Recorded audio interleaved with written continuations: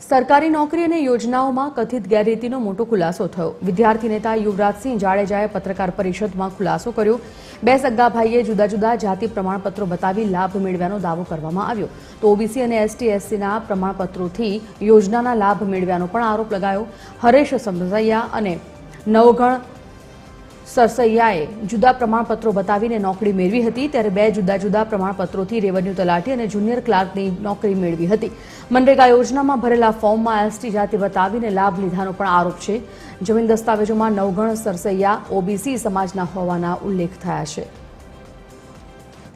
હવે તમે જોઈ શકો છો, નવગણભાઈ રેવાભાઈ સરસૈયા જે ફોર્મ ભરે છે તે એસટી કેટેગરીમાં પોતાની જાતિ એ દર્શાવે છે, ત્યારે એના જ સગા ભાઈ જુડવાભાઈ વિક્રમભાઈ તે બતાવે છે સામાજિક શૈક્ષણિક રીતે પછાત એટલે કે એસસીબીસી એ પોતાની કેટેગરી બતાવે છે। ત્યારે અમે તપાસ કરી ત્યારે અમને જાણવા મળ્યું કે આ વ્યક્તિએ બોગસ સર્ટિફિકેટની સાથે સાથે બોગસ લેટર પેડો બનાવ્યા છે, બોગસ સહીઓ કરી છે, બોગસ સહીઓની સાથે બોગસ સ્ટેમ્પ બનાવ્યા છે,